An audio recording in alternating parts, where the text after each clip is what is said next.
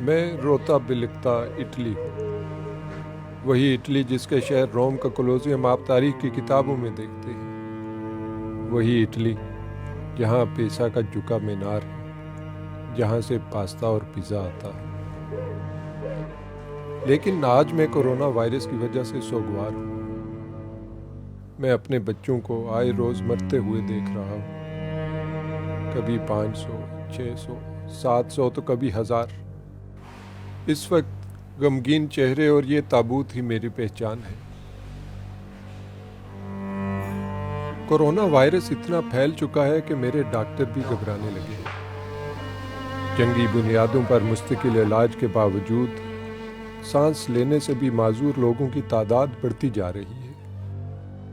میرے ڈاکٹروں کو فیصلہ کرنا پڑ رہا ہے کہ وہ کس کو بچائیں اور کس کو مرنے کے لیے چھوڑ دیں۔ یہ بات تو کڑوی ہے، لیکن میں اس حد تک مجبور ہو چکا ہوں۔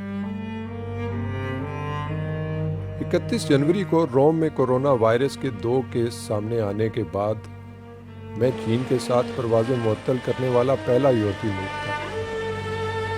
میں وہی اٹلی ہوں جس نے یورپ میں سب سے پہلے نیشنل ایمرجنسی نافذ کی تھی۔ 23 فروری تک میرے ہاں کورونا وائرس کے صرف 150 کیسز تھے اور میرا کوئی بھی شہری موت کے منہ میں نہیں گیا تھا۔ میں نے لوگوں سے احتیاط برتنے کی اپیلیں کی۔ ہم نہیں جانتے کہ یہ وبا کب تک چلے گی۔ میرے 2 پیغامات ہیں۔ سب سے پہلے عام لوگوں کے لیے براہ کرم گھر پر ہی رہیں۔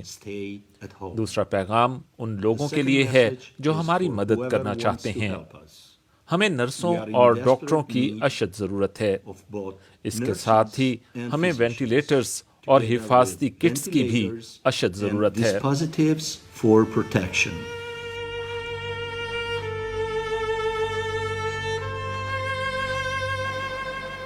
لیکن کئی لوگوں نے ایسی اپیلیں نہیں مانی۔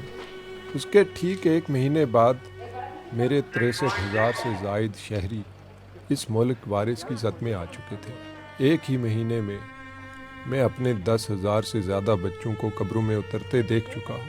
میرے شمالی اور وسطی حصے میں شاید ہی کوئی ایسا خاندان ہو جس کا کوئی فرد کورونا وائرس کی وجہ سے بچھڑ نہ گیا ہو۔ میں 9 مارچ سے لاک ڈاؤن میں ہوں۔ تب میرے ہاں کورونا وائرس کے 9,172 کیس تھے، آج 90,000 سے زیادہ ہیں۔ میں نے یورپ میں سب سے پہلے سخت اقدامات کیے، لیکن پھر بھی میری یہ حالت ہے۔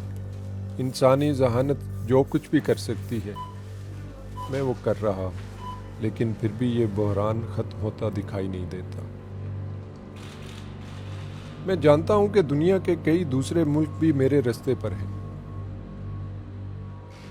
میں اپنی کپکپاتی زبان سے یہی کہوں گا کہ خدارا رک جاؤ، سنبھل جاؤ۔ میں بس یہی کہنا چاہتا تھا، میری حالت زار سے کچھ سیکھ لو۔